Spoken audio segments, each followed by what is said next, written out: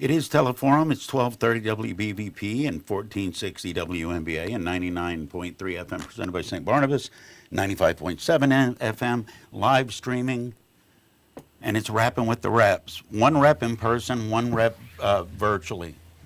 Aaron Bernstine is on the phone, state representative. Josh Kail is with me. This is being live streamed on our Facebook page. If you've got a question, you can call it in like always, or you can post it in the comments section on the Facebook page under the video. Good to see you, first off. Aaron, I'll get to you in a second. Good to see you, first off, Josh. Good to see you too, Eddie. Thanks for having me in today. Absolutely. Do you want to start with the heavy stuff, or do you want to start with something lighter? Because I don't know of anything heavier that I could ask you about than war. Yeah, throw the pitch you want to throw, and I'll swing and see if I can hit it. All right. Josh, I'll ask you first, and then Aaron, I want your answer with this. Feasibly, realistically, how much can the Commonwealth of Pennsylvania do to put a dent in blowing up children? How much damage can the Commonwealth do when it comes to Russia and sanctions? I think actually long term, the Commonwealth provides solutions that we could lead the country in. There's two main ways that we can do that. One is using our energy and leveraging our energy to produce more of it, but not just to produce it, but to be able to transfer it and export it. We could quite frankly be exporting freedom to Europe. Right now, one of the major problems that we're seeing is Europe's dependency on Russian energy. And if we had sound policy coming out of Harrisburg and D.C., we could really unleash our natural gas industry. But we can't just unleash the natural gas supply. We also have to find ways to get it to market. And we have to be willing to build those pipelines, and be willing to build the LNG facility that condenses natural gas, turns it into liquid natural gas, so you can ship it to places like Germany. There's no reason why Germany is dependent on Russia for its natural gas source when Pennsylvania can have and provide enough gas for Germany and for Europe. Now, that's a long-term solution. Right. But this conflict's not going anywhere. This problem of energy dependence is not going anywhere. And the policy of the Commonwealth and the policy really of the United States should not be simply energy independence. Our policy needs to be energy dominance. It needs to be energy dominance so that our allies can rely on our sources of energy instead of relying on tyrants like Vladimir Putin. I think the second way Pennsylvania can be helpful is by reshoring manufacturing. It may not be as obvious right now, but I think it's going to become very obvious in the near future. One of the security problems we have is foreign dependence on manufacturing. Very much. And we have the old brownfields. We have the manufacturing legacy here. We have abundant energy. And if we can start reshoring products so that we can make it here and not be dependent ourselves on adversaries, that would go a long way in securing ourselves and securing our allies. So long-term solutions, right. No quick fix. This is the predicament that, quite frankly, we've put ourselves in over the course of the last 20, 30, 40 years, both sides. Mm-hmm. And we got to start digging our way out because it's not a nice world out there, and we need to be able to be dependent on ourselves, and our allies need to be able to depend on the United States of America. Aaron, let me ask you a question. I don't understand it. You might. Why are we importing and exporting the same stuff? Yeah, so one of the things, and just to pile on some of the things that Josh said, and I think this is so accurate, and this is what Josh and I have been working on with, excuse me, guys, with several other representatives for the last several years. And it's not something that can be fixed tomorrow, but it is the thing that we've been pushing for. And to Josh's point, energy independence is one thing, energy dominance is another, and we have the resources here in the Commonwealth of Pennsylvania to be able to do that. And it's so important that we take that long-term approach because this is going to happen time and time again over the next decades and centuries, that we need to be setting up Pennsylvania to be a major energy producer and also be able to transport that energy. So, it's a world market that we're talking about. When you talk about imports and exports, it's a world market that exists. But making sure that Pennsylvania is a leader in that world market is something that could be very unique and something that sets us apart from a variety of other states and really a variety of other places across the entire world. Aaron, let me start with you on this. What are the hurdles that's keeping PA from doing that, and has kept PA from doing that the last 20 or 30 years? Well, we've gotten better, and people, I think that there's always a situation where people can look at the negative of things, and I try to always look at the positive, or at least the factual piece of it. And one of the things that we've seen is the improving in technology and the ability to extract gas. The R&D and the situations and the way that we're able to do that in a less expensive manner has been extremely helpful. One of the things that we have a major issue with is the DEP. And in Pennsylvania, the Department of Environmental Protection, and their lack of ability to process permits in a timely manner that forces companies to not want to do business here. So we have to make sure that we're doing everything we can do with that. And actually, Josh and I are working on several bills that are out there and trying to champion those to get those through to really hold the DEP accountable to make sure that they're processing permits in a timely manner. Aaron, do you believe that the DEP is consciously slowing stuff down to the level of frustration? I think there's some of that, but one of the things I've learned in life is do your best to not attack other people's intentions. Okay.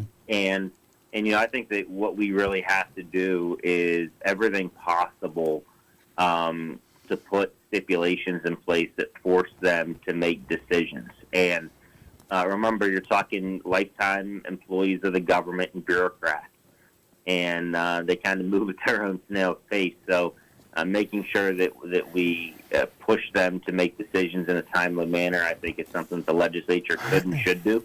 And we've taken some major steps with that, by the way. It has gotten better, but we got to continue to work on that and make it even better than it is today. State Representatives Aaron Bernstine there and Josh Kail with me here. This is being live streamed. It's Rappin with the Revs. To that point, Josh, how capable are we of doing both at the same time? Because the two things are energy independence, fuel independence, and alternative energy. Does it have to be one or the other? Because that seems to be how it's played. Yeah, it doesn't have to be one or the other, but I got to say this.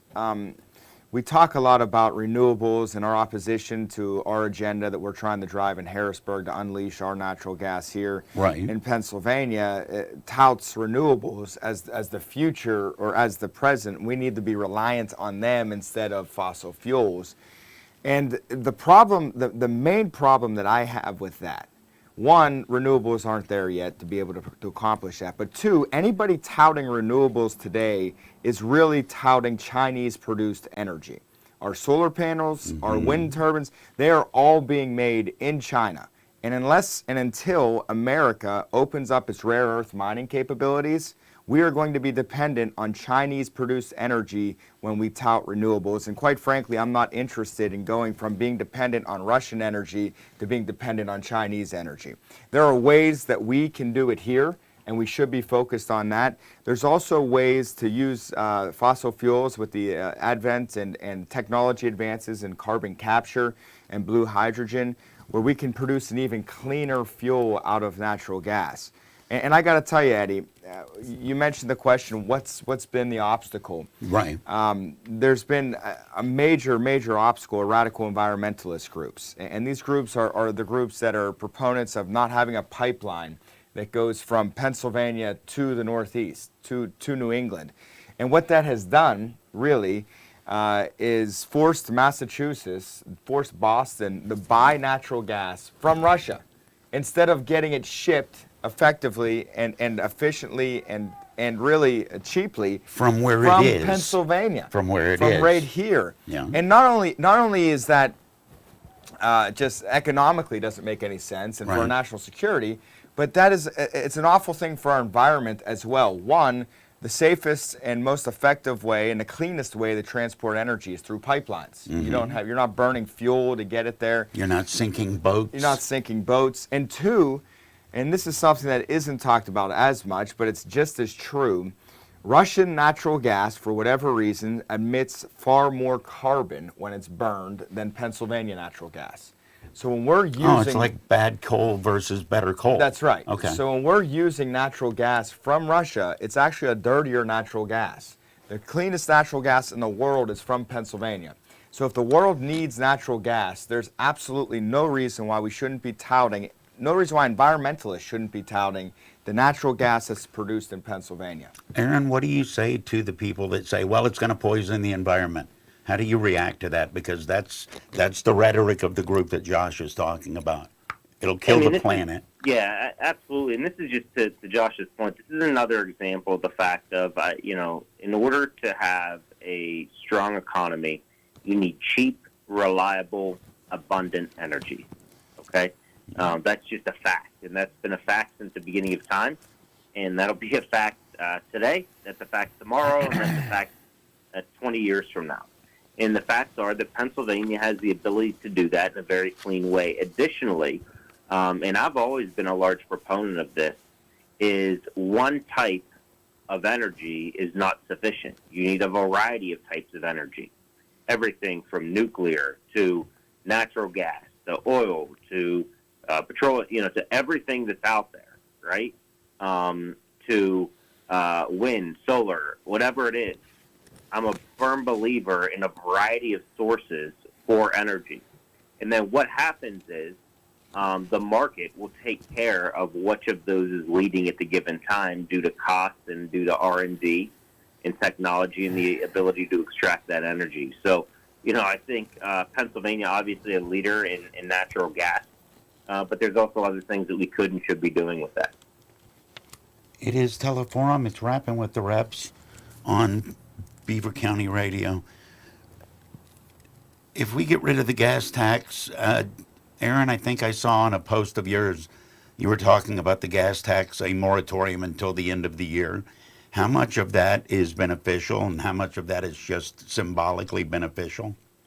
Yeah, I don't think anything, I try not to do things that are symbolic in nature and try to make sure that my focus is on things that can actually positively impact, the people of Pennsylvania. And one of the things that I've talked about with this is there's a significant amount of money that's currently left over from federal funds that exist, and that can be allocated towards the other resources in order for roads and bridges, et cetera. So, this is something that I think that we ought to take a strong look at and see what makes sense for the people of Pennsylvania in order to help them immediately. Remember, these are people that are going to work. These are people that are struggling. And whatever we can do to help relieve them, I think we ought to make sure that we're taking the best look possible at doing that. How much more frustration comes in, Josh, when the argument is we can't get rid of that gas tax because it builds roads? Does your thought not instantly go to, we've already been paying taxes, why are the roads so jacked up? Yeah, and that conversation needs to be had. And I don't mean to poke you with a stick and say, why is this so stupid? But we certainly need money for infrastructure. And right. Nobody, I think it's important to note that nobody is proposing taking money away from infrastructure, but finding other avenues to plug the holes. I actually think this could be a catalyst for a long-term conversation on how we fund infrastructure. The gas tax has been in decline really since it's been implemented. And with the advent of more electric vehicles on the road, those people aren't paying the gas tax. Right, so they're not paying into infrastructure. So I think it's important that we do discuss how we generate funds for infrastructure. This particular proposal, look, we're in a crisis with inflation, with rising costs, not just of gas, but everything.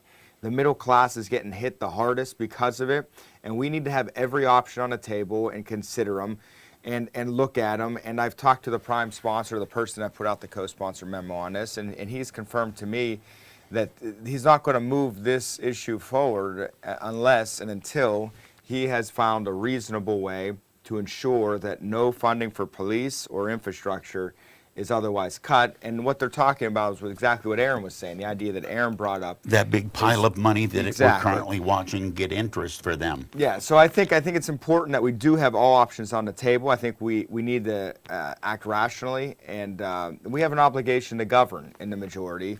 And I think we're going to do that, and this is one of the ideas that needs to be and will be considered. You get phone calls every day, people saying, I got a problem with this. What is the number one topic that you're getting right now at your office, Josh? Is it gas? No, I'll tell you what the number one topic still is, Yeah. and I bet it is for Aaron as well, is unemployment. Yep. We're still getting calls on unemployment, that people still haven't gotten their resources. And From now, a year and a half or so ago. Yeah, and still just people that are just checking into it now, and it's still, the system's still so backed up. I thought they got a new system. Didn't we get brand new software, blinky lights or something? Yeah, I don't know that it made anything better if we did get it. Okay. But the other issue, too, is unemployment. People are getting checks or have gotten checks that weren't supposed to. Checks went to the wrong place. So they're trying to clean that stuff up, and they're causing more headaches by doing it because they're reaching out to people that may or may not have received checks, and they're coming to the office saying, I don't know what to do with this. It's a threatening letter. Right. Saying I did this, I didn't do that. I owe taxes on something that I never received. Exactly. So it's a true debacle, and that's the number one issue we're still dealing with. Aaron, is it the same with you? Yeah, absolutely. The number one thing that we're dealing right now is, without question, the issue of unemployment. And then the facts are people having energy costs and concern about the overall economy. And we have to do whatever we can do, like I said, to address those issues. The governor is completely in charge of the unemployment system. It has been in shambles. And I think Josh will agree that is the nicest way to say that. Yep. Since day one. And we're trying to do everything that we can do in order to help people get the services that they need. All right, I am talking to Aaron Bernstine, State Representative, 10th District, and I'm talking to Josh Kail, State Representative, 15th District. I'm doing that because it's Rappin with the Reps. This is being live Facebook streamed. If you've got a question for either one of them, you can call it in. You can post it in the comments section on the live Facebook feed. I got more questions. Been great so far. We'll see how it goes after news on Teleforum. Did you ever think you would see a day when nobody showed up for the big city holiday parades or pro sports events? This is Michelle from Laughlin Insurance Agency in Rochester. If nothing else, this past year has taught us that things we never considered possible can happen and that nobody can predict the future. At the Laughlin Agency, your Penn National insurance provider, we give you the ability to protect against loss during unexpected times. Who knows what the future holds? Visit LaughlinINSAgency.com. Heritage Valley Health System really is uniquely connected to you and your community. Aside from operating 3 hospitals, 7 medical neighborhoods, and numerous physician offices throughout the tri-state area, Heritage Valley speaks to you through your mobile device and rides in the car with you. Simply tune in to Beaver County Radio on Fridays at 11:10 and you'll be connected. Heritage Valley Health System President and CEO Norm Mitry has special insight and news about the healthcare world for you this and every Friday beginning at 11:10 on Beaver County Radio.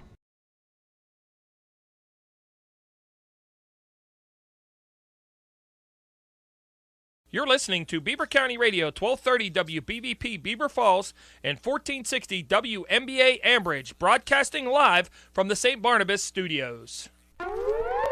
From the opening tip-off to the final buzzer, you can follow high school basketball playoffs right here on Beaver County Radio. From the opening rounds to the state championship, you can follow your favorite team by keeping your radio dial right here. Playoff coverage is being brought to you in part by Dr. C. Timothy Lipp, the Beaver Falls Municipal Authority, Moon Township Ford, Luxembourg, Garbett, Kelly and George, and Friendly Federal Credit Union. It's win or go home. High school basketball playoffs on Beaver County Radio. Beaver County Radio's news source, 95.7 and 99.3 FM, along with 1230 WBVP, 1460 WMBA, and streaming at beavercountyradio.com. Here's Frank Sparks. And good morning. As today's forecast is calling for mostly cloudy skies. High's going to be up to 50 degrees today. We'll have a complete Beaver County radio weather forecast coming up for you right after we have this look at news. Pennsylvania State Police in Beaver reporting that they were dispatched to the Ohio River near Glasgow Borough yesterday afternoon around 3:45 p.m. for a male subject that was found in the Ohio River near the Pennsylvania-Ohio state line. Troopers said via release that the white male appears to be in his 20s or 30s and is described as having a medium build with black hair.